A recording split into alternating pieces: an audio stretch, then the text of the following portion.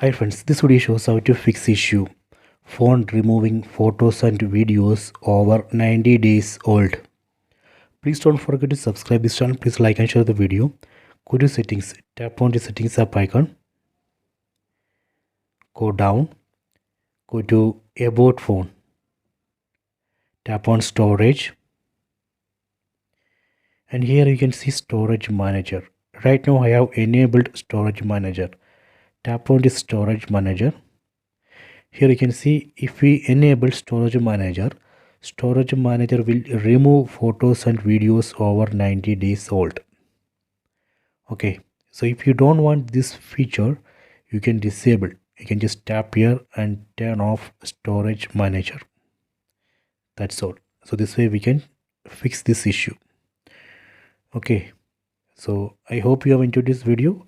Please subscribe this channel. Please like and share the video.